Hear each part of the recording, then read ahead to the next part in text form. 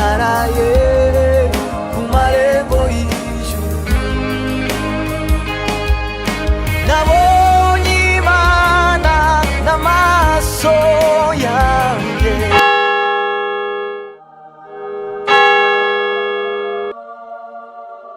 Ni karibu mu rubanza. Tangira uvuga amazina yawe. Nitwa Mbonyicyambu Israel. Navukiye muri Kongo, Imurenge. Navukiye ahantu bita mu Ruhengeri. Ngibyo uri kurenzaho ntabwo bikenewe. Twakubajije amazina yonyine. Reka urubanza rutangire. Mbonyi, umva icyaha cya mbere ushinjwa. Ukiri mu isi wakoze ibitaramo 70.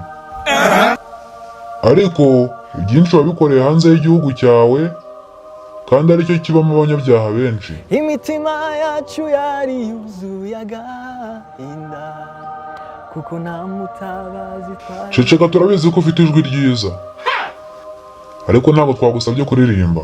Subiza kino kibazo.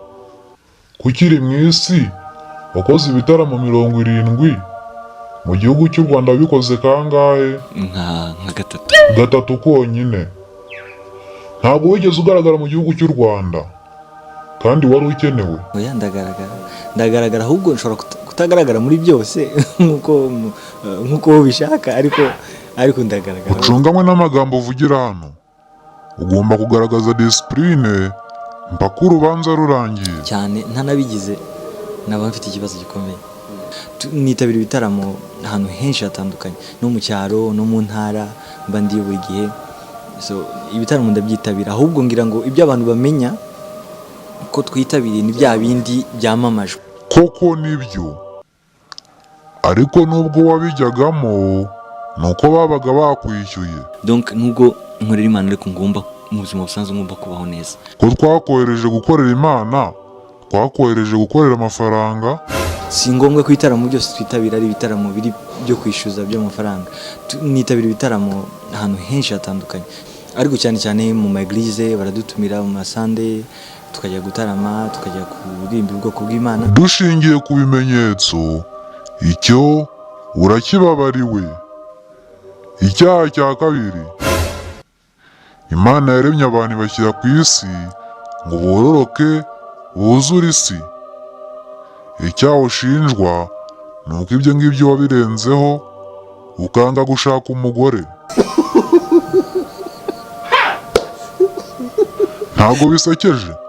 Njyewe nkunda kwisekera ku bintu byose, niba wambaje ndaseka. Hano ntabwo bikenewe.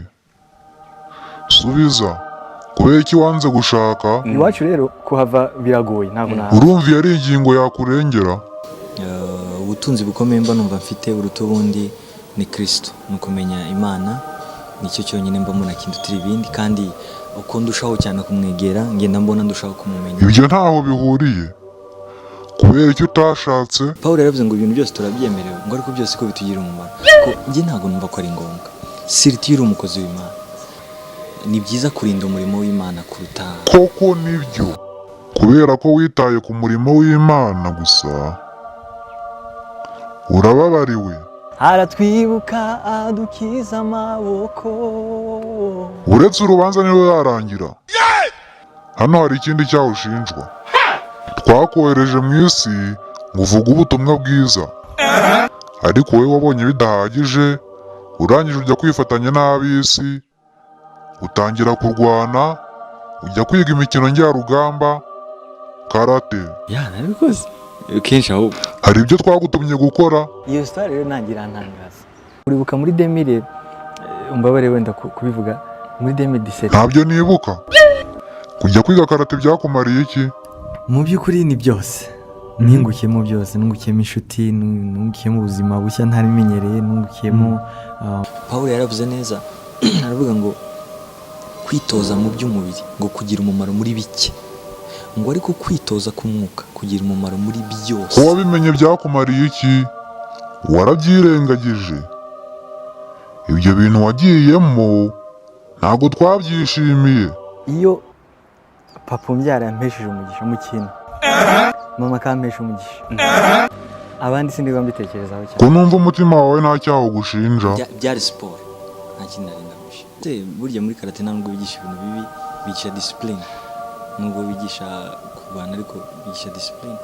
It was okay. Ariko igihe nayivuyemo ngiye muri cycle supérieure, nabivuyemo kubera ko numvaga nshaka kuba muri ministry, ariko yari siporo kuri njyewe ntabwo nabwo.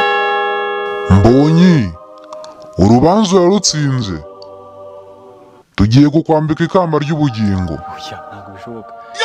Biratangaje, kubera icyo udashaka kwambara ikamba ry'ubugingo. Mfite ibitaramo ndi gutegura, mfite album nshyashya ndi gusoza.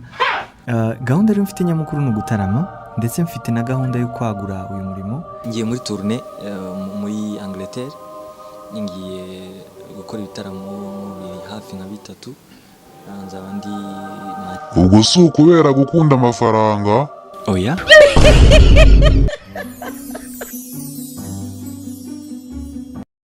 Basi sorry.